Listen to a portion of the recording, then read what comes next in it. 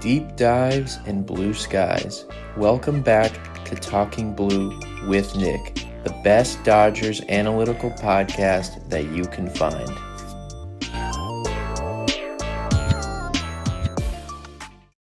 Ladies and gentlemen, welcome back to Talking Blue, the best Dodgers analytical podcast that you can find. I'll be your host, Nick. Today, it's going to be a fun podcast. We are not previewing the Dodgers and the Red Sox series, which will be taking place this weekend. We are doing a trade deadline preview. That's right. I've been hinting at it for a few weeks now, talking about some trade deadline stuff that I wanted to talk about and get off my chest, some players and stuff like that. So we're going to go through all that. I got some players listed, a lot of info, some pitchers, some hitters, what makes them good, how can the Dodgers match up, all that stuff. So before we get into all that, as always, you can get this podcast on Apple Podcasts, on Spotify. Subscribe to the YouTube channel. You can follow us on all social media at Talking Blue Pod, on Instagram, on X, on TikTok. I actually recently hit 1,000 followers on TikTok, so thank you to all you guys who have followed me. I've been making a lot of videos on there. And you can follow us on Reddit at competitive-week8715. Follow my personal X at Talking Blue Nick. You know I'm going to be tweeting throughout the trade deadline. So I was going to do a Red Sox preview series, but the trade deadline is now less than a week away. It is Friday at the time of this recording, July 25th. The trade deadline is next Thursday, so 6 days away. I figured I would do this video now because there's actually some trades that have already happened in the baseball world. The Mariners acquired Josh Naylor from the Diamondbacks. The Yankees traded for Ryan McMahon, the third baseman from the Rockies, and then Gregory Soto, left-hander from the Orioles, was traded to the Mets. So some trades have already happened, so maybe that is a signal and a sign that this will be an early deadline. Sometimes you see that in years past. A lot of trades happen way before the deadline, and then when the day of the deadline actually gets there, there isn't a ton of stuff going on. Usually what happens is you have a couple of trades leading up to that week. Maybe you have a really big trade that happens before, and then those 2 days before the deadline, the day before, and then the day of the deadline is when there's a lot of trades. So, maybe we have these three trades that have happened, and then it's kind of quiet until next, Wednesday, Thursday. So a lot could happen. So the way I'm going to do this is I'm going to kind of just babble on about trade deadline stuff. I want to say a lot of things. I kind of mentioned a lot of it in my last podcast. Like, I want to give you guys, things to expect, things to understand. The trade deadline can get kind of confusing, and a lot of people can kind of get their hopes up for nothing. So I'm going to just kind of talk for a few minutes about that stuff. Then what I will do is go through the options I have. I'm going to go through quickly some starting pitching options. I don't think the Dodgers were really going to trade for any starters at this point because their rotation's gotten healthy. Then I'm going to go through some possible hitters that they could acquire, some bats. I do think that is likely. I don't think it's a lock, but I think that is likely. And then we're going to talk about some bullpen arms, some relievers. That I think is a lock and a guarantee that they'll acquire someone, if not more than one person, for the bullpen. So that the hitters in the bullpen is where we'll really talk about that. Then I have my dream acquisitions, and I did come up with some fake trades. So let's get into all that. So the trade deadline. So the trade deadline, probably one of the most fun, entertaining times of the season if you're a baseball fan or if you're just a fan of your own team. It's always exciting, even in years when there's not a lot of big names to get traded, kind of like this year. It all shakes out differently every year. It just depends who's on expiring contracts, what teams are bad, what teams usually have a history of trading or not trading, all that kind of stuff. I personally think the trade deadline has changed a bit the last few years with the way that the postseason has expanded. I think that you do see a lot more trades, which is good, but I don't think we have seen as many huge blockbuster trades. So, like I said, the trade deadline can be really fun, and it's usually when you're a fan, what you kind of hope for, at least what I hope for, is a lot of chaos. And the Dodgers are usually pretty active at the deadline, whether they have a loaded roster or a really good or not as good a team. Of course, last year, Dodgers traded for Michael Kopech, Tommy Edman, Jack Flaherty, They also got Kevin Kiermaier. So usually the Dodgers are pretty active at the deadline. When it comes to the trade deadline, I kind of said this the other day. I think people need to learn to temper their expectations. That is something I've learned as a fan.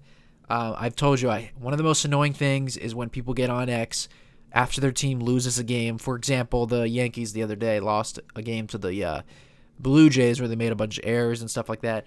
And people get online and say, we need to do this, and that. And if you don't do that, you're not really trying to win, blah, blah, blah. Some people go way over the top, in my opinion. But I always think it's silly when I see people, calling out the GM, calling out whatever, their team for not making a move.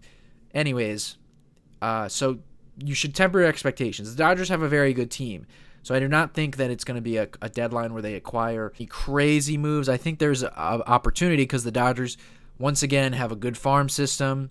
They're very aggressive. They want to win the World Series. So I do think they're going to make some solid moves. I do think there is a good chance they acquire a really good reliever.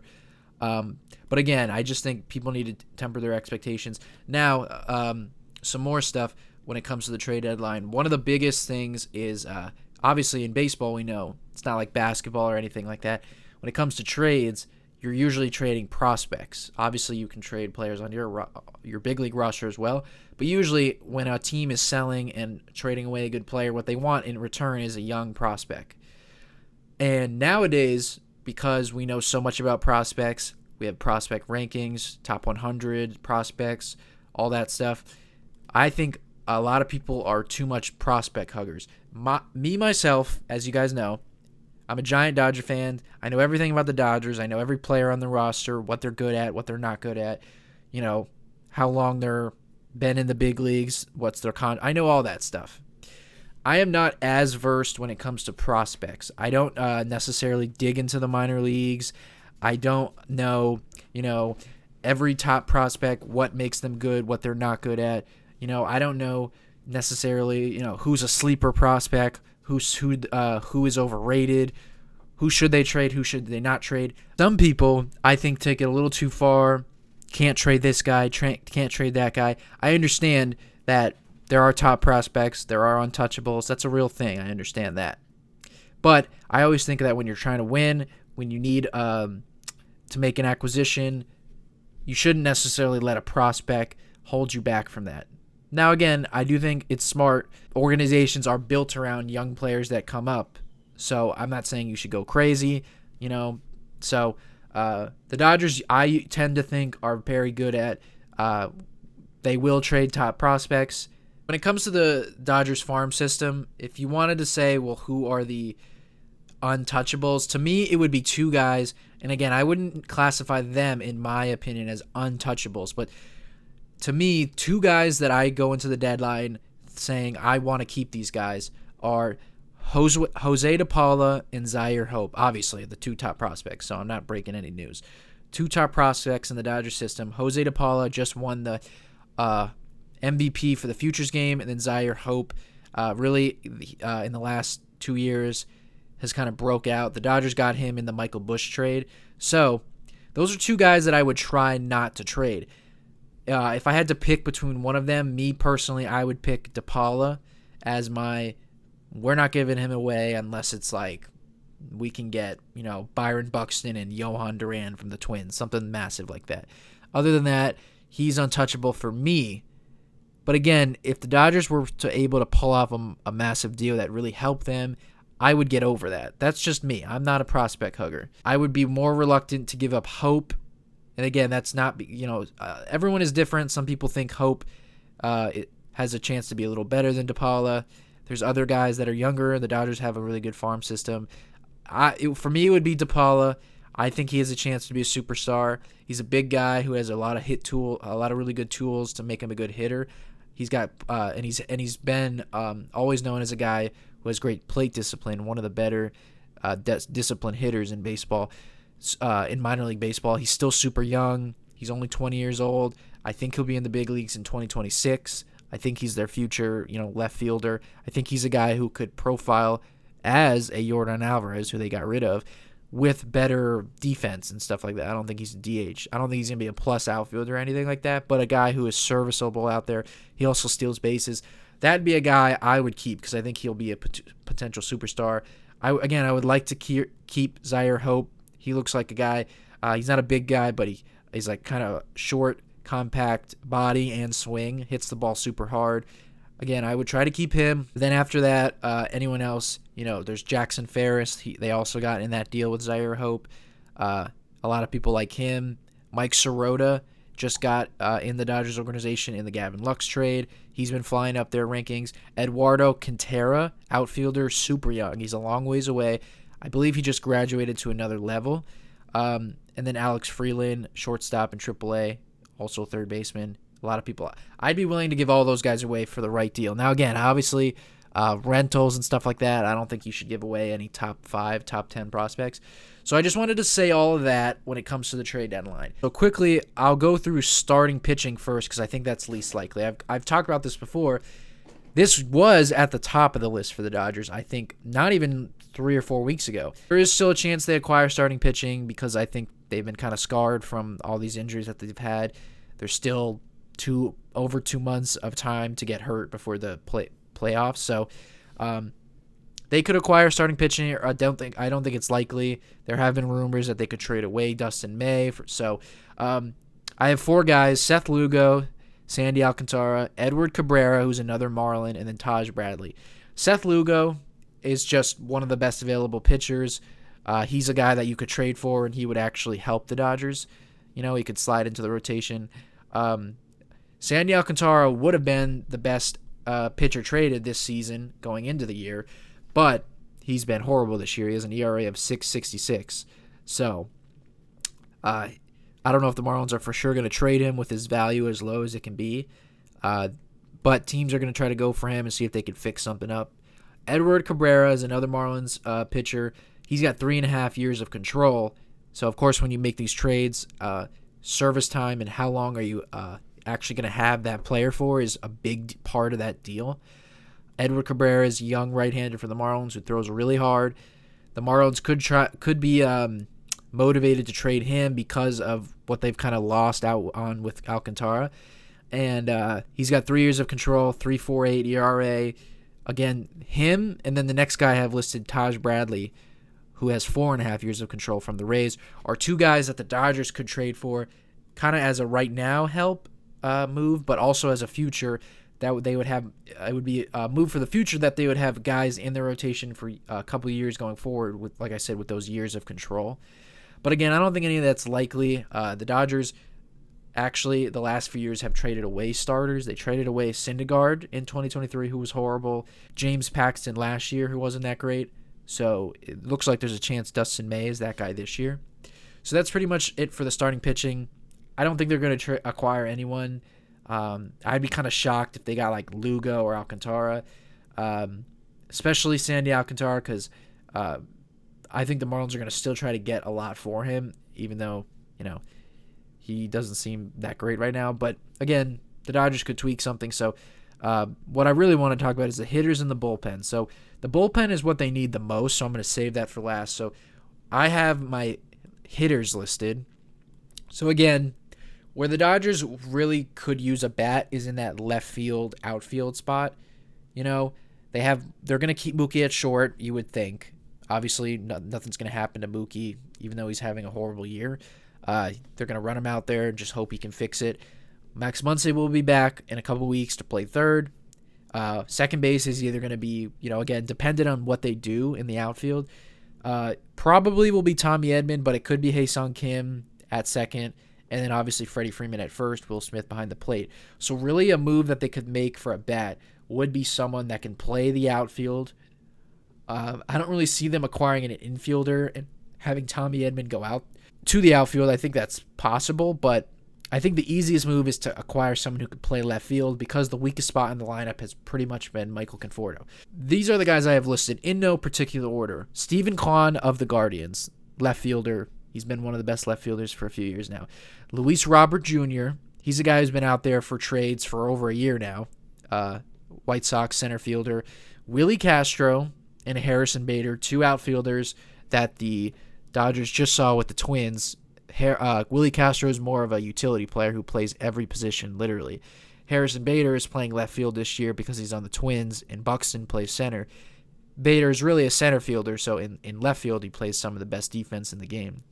Then I have Lars Nootbaar, left fielder for the Cardinals. If you're a Dodgers Japanese fan, you know him from the World Baseball Classic. Then I have Ramon Laureano. He is currently playing right field a lot and left field for the Orioles. 1-year deal. He's having a good year. His LPS is 858. And then I have Mike Tauchman. He was actually in my original top 5 guys to trade for. He was the only bat I had them acquiring. He has an 822 OPS. Him and Laureano don't have a ton of playing time, so the 800 OPS, don't be fooled that they're having like an all-star kind of season.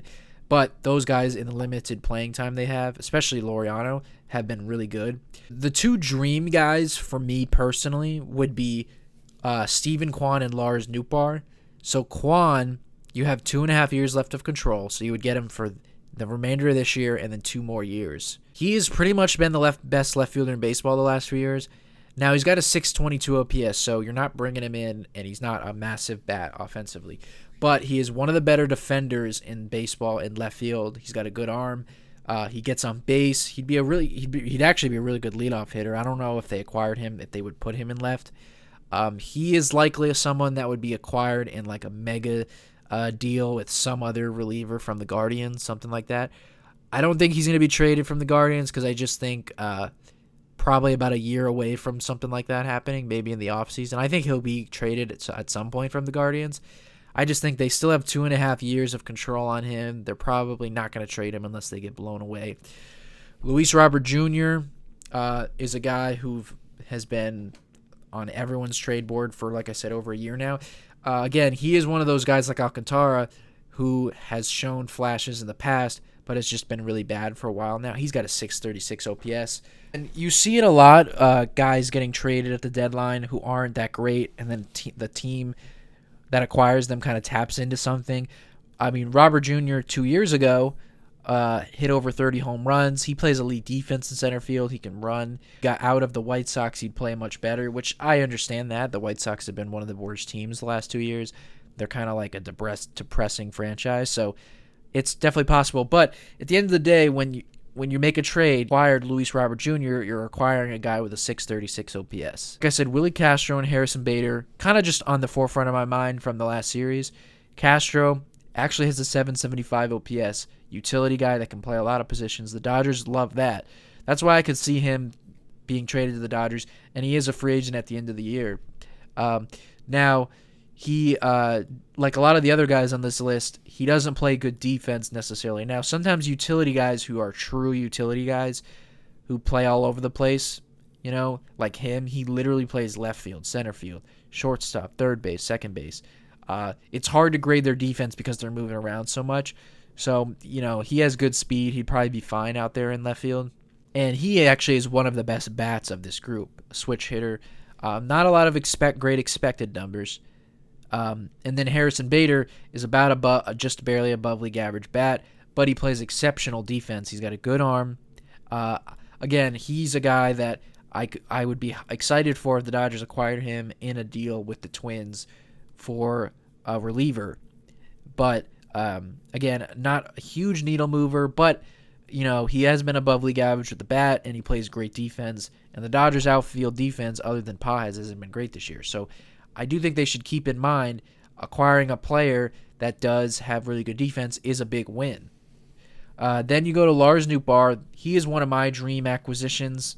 I just think he'd be great with the Dodgers. He has a lot of really good expected numbers. He hits the ball hard, has really good plate discipline. He is still pretty young. He has 2.5 years of control. He is a part of one of my dream acquisitions and one of my fake trades I made up. Something about him, his energy, something about how he's like, if you guys remember in the 2023 WBC, he was the first player born outside of Japan to play for Team Japan. So he became like this rock star with Japan. It'd be so cool if he was with he's actually from California as well, so that's also part of this pipe dream. So I imagine he grew up a Dodgers fan, so he'd be coming home to California. He's got this Japanese background. Obviously, the Dodgers have a lot of Japanese fans with Ohtani and with Yamamoto and Sasaki, so he would fit in perfectly. Put him in left field. His defense is fine out there. I think they could unlock a lot of stuff with him. With his bat, I think they could get a lot out of him. He has a little bit of an injury history, and he's not like the sexiest player in terms of like batting average. He usually hits around like 230, but he gets on base, hits the ball hard. I could see the Dodgers acquiring someone like him and him popping off in the postseason, kind of like a former Cardinal from last year, Tommy Edman. Then the last two guys, Ramon Laureano, Mike Tauchman, kind of journeymen who signed one-year deals, who are on bad teams, who are playing well. Especially Laureano. He has 14 home runs and an 858 OPS. Strangely doesn't play good defense. If you remember Laureano with the A's, he played really good defense back in the day, has a cannon. You could acquire him and put him in right and move Teoscar back to left. And then Mike Tauchman is a guy who limited time this year has been well. He gets on base. He walks a lot. I like his bat. So those are all the guys I have. Obviously, I have Kwan and Nootbaar at the top. Those are the guys I would like the most. But Willie Castro, I'd be really excited for. Harrison Bader, I'd like because of his defense. I wouldn't be like over the top excited, but I think that's a cool move. Laureano, I would like as well because his bat has been good. But he typically is not that great of a hitter, so you never know when you acquire a guy if his bat could just fall off. So Kwan would be a part of a blockbuster trade because the trade that everyone has drawn up is Steven Kwan and Emmanuel Clase. I think it is likely I could see Nootbaar. Kwan is going to be hard because of the Guardians would ask for a lot for him. He only has a 762 OPS, so it's not like you're acquiring a superstar player, but he did have an OPS in the high 700 last year, and because he's a really good base runner, and he plays really good defense, he racks up a lot of WAR, so he is a very good player. And like I said, if the Dodgers were somehow able to get Kwan, and Mookie Betts continues after the deadline to struggle, he's a perfect leadoff hitter because he sees a lot of pitches, he doesn't chase out of the zone. Again, you could put him in left field. He would improve the defense. He would improve, if he's hitting the bottom of the order, he would improve that. So those are my guys. I don't really want Luis Robert Jr., although, again, I would learn to be excited about him because of what he could potentially bring. But he's a guy who does swing and miss a lot, chases a lot, doesn't really have the best process at the plate, and he has a big injury history. And then the last part, the most important part, is the bullpen. So again, I talked about how the rotation a few weeks ago was looking like the most likely side that the Dodgers would be acquiring players. It has quickly become the bullpen. I mean, they were already probably going to acquire some guys in the bullpen, but as of late, with guys like Scott, Tanner Scott, Ben Kasparius getting injured, I know it looks like Ben Kasparius is going to be back this weekend, and Tanner Scott looks like he will return this year. But their bullpen has been bad this year, and they've had a lot of injuries. And when you pair that with, there are a lot of potential big-time relievers out there. So these are the guys I have listed. And these are all potential, real trade guys. At the top, I have Ryan Helsley of the St. Louis Cardinals. He's their closer. Half-year control. He'll be a free agent after this year, so he wouldn't cost a ton as much as he would some of these other guys. So that's probably my number one bullpen target. Then David Bednar, he's the Pirates closer. You get him for a year and a half. He's back to his dominant ways. He kind of struggled in 2024, but he's pretty much since 2021 has been a solid reliever, super solid closer who gets a lot of strikeouts, a lot of swing and miss, good stuff. He's got an ERA of 2.31. I actually saw today he hasn't allowed an earned run since late May. So he'd be a legit dominant reliever if the Dodgers got him.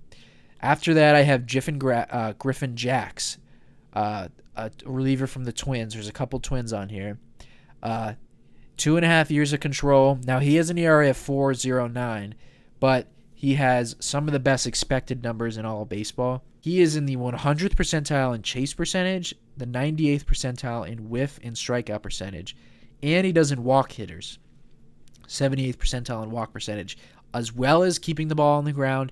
His expected ERA is 3.02, so his expected ERA is basically a full run higher than what it is. Now, again, I know some of you might not like the expected ERA stuff, but at the end of the day, he gets a lot of strikeouts, a lot of chase, swing and miss, nasty stuff. He's got a nasty sweeper, sinker, and four-seamer guy, which I like, as well as a changeup. So 4 legit pitches, high leverage guy. I don't know if the Dodgers acquired him if he would become the closer, like a couple of these other guys probably would, but he would be like a younger version of Blake Trinan. Similar stuff, just minus that changeup that Jax throws. And like you said, 2.5 years of control. I'd be very excited for Griffin Jax, and I think there's a good chance they acquire him. I think they're going to go after him.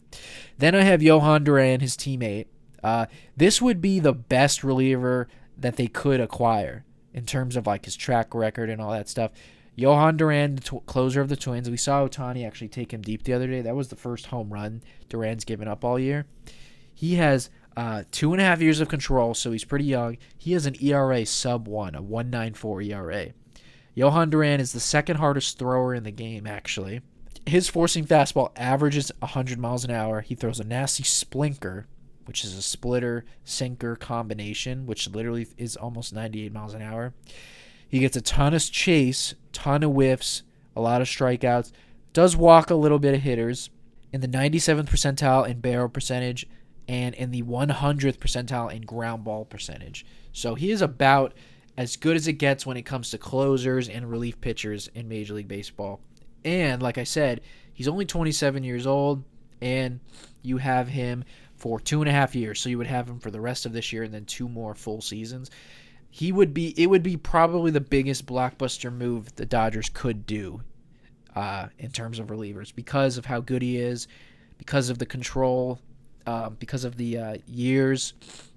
If you were able to get Duran and slot him into the closer role, then you have guys like Trinan, Kopech when he comes back, Tanner Scott. Maybe they get another reliever, and all those guys get to slide back. Alex Vesia. That would make the bullpen a lot better. Then after that, a couple other guys who I think are unlikely to get traded, but they have been linked. Peter Fairbanks of the Rays. He's been their closer for a while now. He's got a 2.84 ERA. Hasn't got as many swings and misses as he has in the past. He's kind of on here because the Rays are just a weird organization. He's got a year and a half of control left, willing to make trades regardless of the situation that their team is in. So even though the Rays are in a playoff spot, they could just trade their closer. It's kind of just a money thing. He has been linked to the Dodgers, and there are reports out there that think he will get traded. I just have him a little bit lower because of his some of his swing and miss stuff, but I'd be very excited if they acquired him. Cade Smith is a reliever for the Guardians as well. I don't see him getting traded. For some reason, I've seen his name out there. He was a rookie in 2024, so he would have like 5 years of control. So I don't even know how you'd acquire a player like that's that good with that many years of control. The Guardians could just ask for the world for him. Again, maybe somehow the Guardians would want to trade him, but I don't really see that. And then last, Emmanuel Clase. I guess if you were to combine Clase, Steven Kwan, that would be the biggest blockbuster trade. And that is one of my fake trades that I have. Obviously, Clase, pretty much since he became a Guardian, he was in that Corey Kluber trade from the Rangers to the Guardians.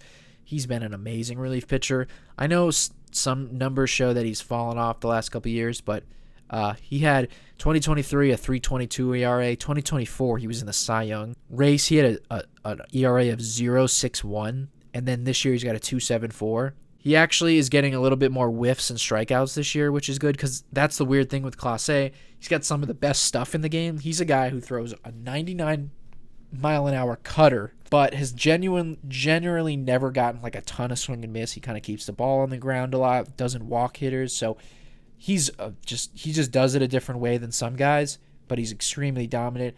And again, like some of those other organizations, the Brewers, the Rays, the Guardians are not afraid to make trades. And this year, the Guardians, unlike the Rays and the Brewers, are not very good. They're like around 500. So it is possible that he could get traded. I think he's definitely going to get traded at some point in the next couple years. But if the Guardians get the right offer, they could trade him this year. Now, again, 3.5 years of control. So it's hard to trade for really good players or trade them away, however you want to word it, when they have a lot of years of control, because that just makes it even more valuable. That's why, like in 2022 when Juan Soto got traded, it was such a massive return to the Nationals because he was traded in 2022, so you got him for the postseason in 2022, that half a year, 2023 and 2024. So 2.5 years of like one of the best hitters in the game. So that's why the years and all that is important. So I hope that is not all too confusing, and I hope you guys kind of were able to stick with me. The Dodgers are going to, I don't think they view themselves as having to get an offensive hitter. I think they look at it as they'll try, but if they don't find the right deal, I don't think they're going to be upset with themselves if they don't get a hitter. I think they believe in the guys they have now, and some guys will turn it around. But if I were the Dodgers, I would look into acquiring a bat. Again, it doesn't have to be, Eugenio Suarez is like the best bat out there. They don't need that level. They have one of, if not the best offensive lineups in baseball that will probably get better in the second half. But they do have a big hole in left field with Conforto, and there are options out there, so they will explore that. But of course, it's the bullpen. I named some of those names. So, like I said, to close out all this information, I'm going to give you, I have it as my dream acquisitions. That's what I have it titled as. But I also included prospects going in return to the other team. So I have 5 fake trades. Most of them are reliever trades because that's what I think the Dodgers need the most.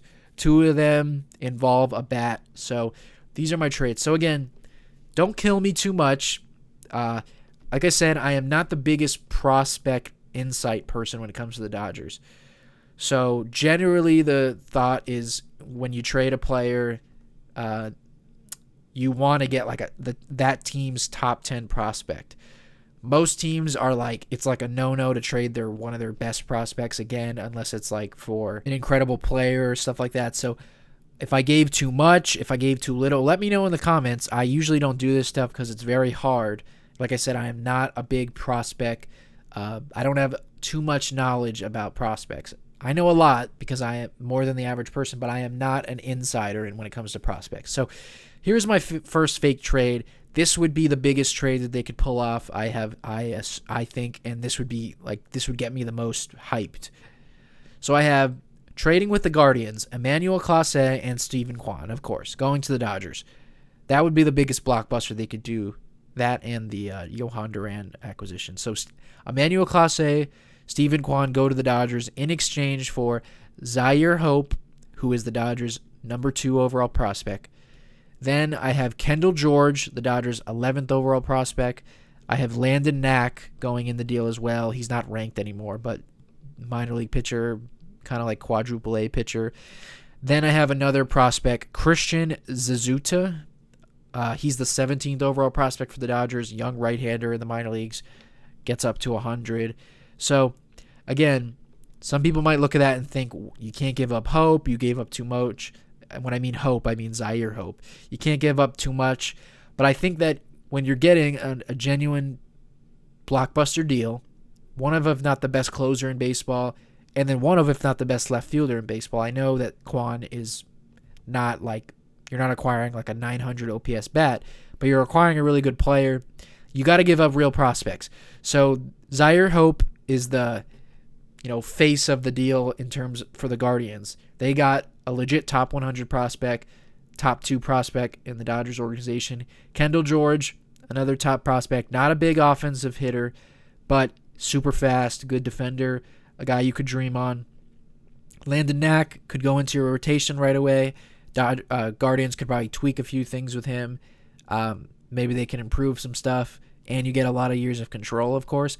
And then Christian Suzuki, like I said, young right-hander, throws hard. The Guardians would dream on that. So you get 4 legit prospects that you could dream on. Like I said, Knack is not as much a prospect anymore, but you have years of control with him, which is good.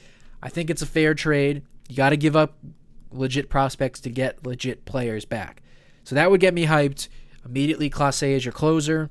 Kwan goes into left field. Then at that point, you probably just put Pages in center full time, and then you have a platoon of Kim and Tommy Edman at second. If Mookie Betts doesn't turn it around, you can move Kwan to the leadoff spot. Another guy is from California who has Japanese blood in him. He's not from Japan. He's from America. So that would be a fun trade. That would get me hyped. That would probably be the biggest deal that happens at the deadline because of the two guys. It's not on the level of Trey Turner, Max Scherzer, but it is pretty juicy. So then we'll go to the second trade that I have. I think that the reliever in this trade is very likely to get traded this deadline, and I think it's very likely it's to the Dodgers. Now, if the other players included, I don't know if it's likely, but I wanted to do it because I think it would help the Dodgers. So I have Ryan Helsley and Lars Nootbaar to the Dodgers. Like I said, two guys that I'm high on, two guys that I want personally. They are going from the Cardinals to the Dodgers in exchange for Eduardo Quintera. He's the Dodgers' 4th overall prospect. River Ryan, who is the Dodgers' 8th overall prospect, if you guys remember. He was called up last year, looked like a good pitcher, and then immediately got injured. He's now on his way back from Tommy John. And then Patrick Copen, another player in the Dodgers system, their 18th overall prospect. So it's not as big as a return, even though it is still 2 players that Dodgers would be getting. Ryan Helsley is a rental. So especially with the way prospects are viewed nowadays, you do not get big-time prospects in return for rentals. So if the Dodgers are able to acquire Helsley just by himself from the Cardinals, which I think is very likely, I think they're going to get I'll give my thoughts on who I think they're definitely going to get, but I think he is one of the 2 guys I think there's a really good chance they land. You wouldn't get really any top prospects because he is a rental, and he's a relief pitcher. Now, because Lars Nootbaar is involved, because Helsley is an elite closer, Lars Nootbaar, they can sell to the Dodgers as a good player. You get Eduardo Quintera, which, again, a lot of people might hear this and say, you can't give him up. He's 19 years old right now in the minor leagues for the Dodgers. I believe he just got called up to another level, but in 81 games this year, he has an OPS of 959. Now, again, I don't want to trade him, but if you're getting these 2 good players from the Cardinals, you got to give to get. I think that satisfies the Cardinals. He is the, like I said, Zaire Hope was the face of the deal for the Guardians. This is the face of the deal for the Cardinals. Then River Ryan is a guy that can go into their rotation once he's healthy, coming back from Tommy John. The Cardinals might end up trading like Sonny Gray this deadline. They just DFA'd that pitcher in the White Sox deal from last year. I'm blanking on his name. And then another legit prospect from the Dodgers, Patrick Copen, 18th overall in their system. Another legit prospect that you can dream on. So I think it's a fair trade. Some people might think it's a little too much. But again, you got to satisfy the other team to get some players. So that would get me juiced up. You get me an elite closer and then Lars Nootbaar. Again, like Kwan, years of control, slide him into left field.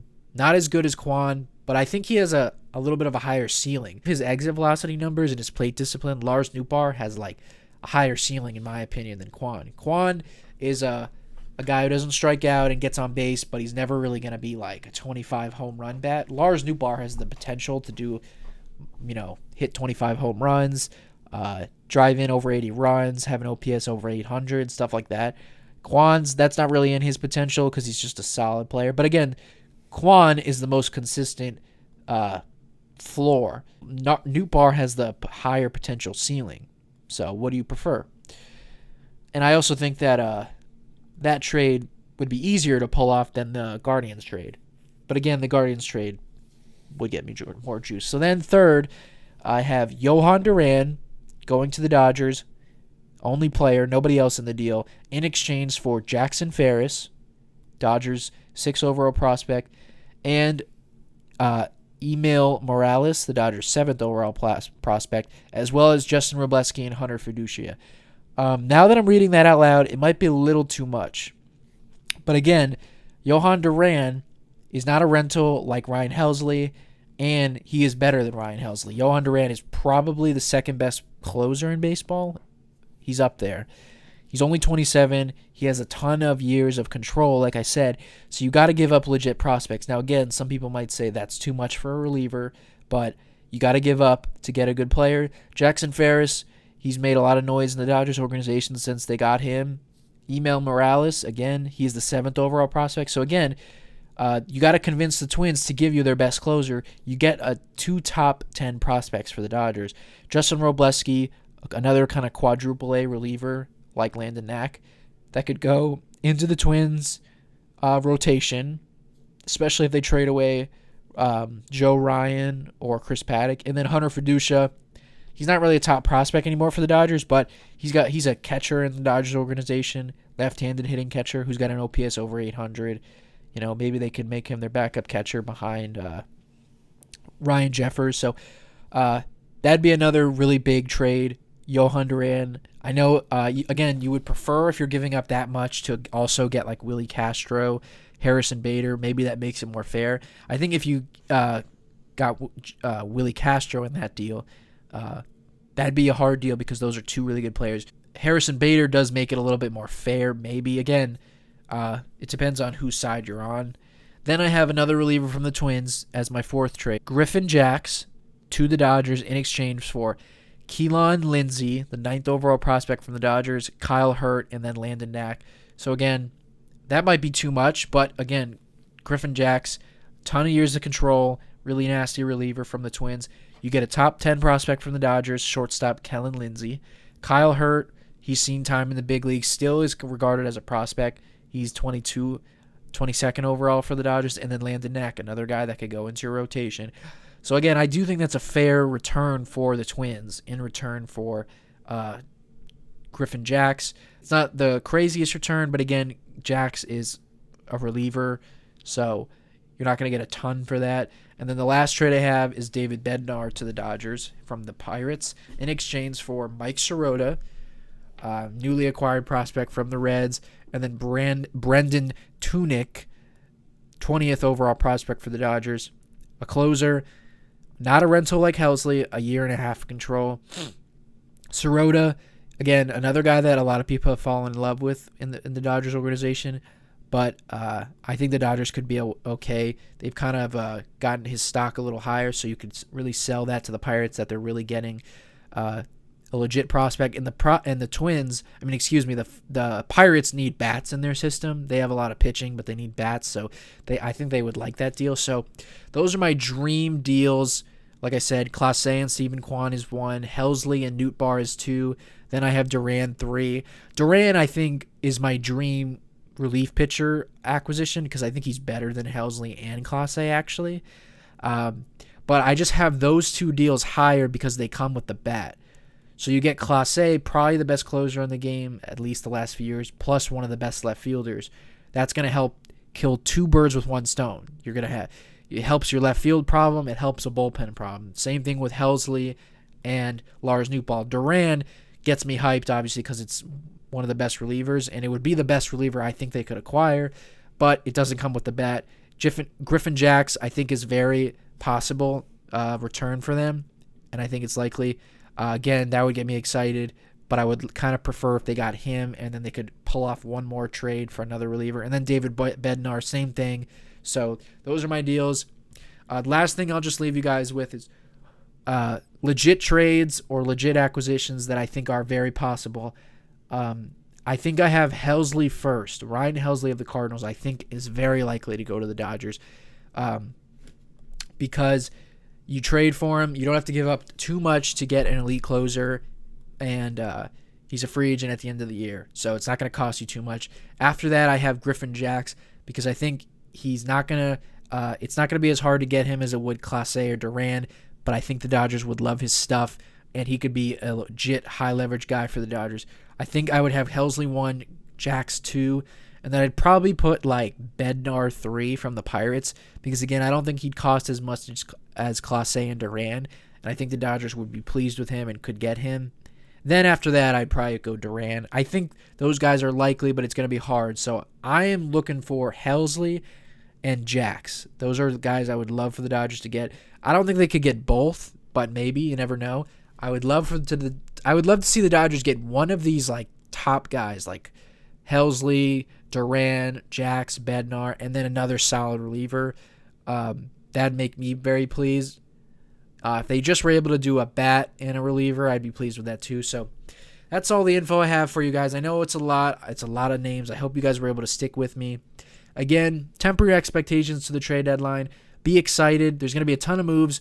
Like I kind of said earlier, I feel like the last few years with the expanded playoffs, the deadline has kind of changed where I feel like you see less teams selling and more teams buying. So because of that, you see a lot of these smaller moves. If you go back last year, 2024, there was so many just minor moves. Like the Marlins traded everyone on their roster. The Mets were trading for all these guys. Like there was all these small trades, like little relievers, starters, guys that weren't even that great were getting traded. So I think we will see a lot of that. So thank you guys for listening. As always, get this podcast on Apple Podcasts, on Spotify. Subscribe to the YouTube channel.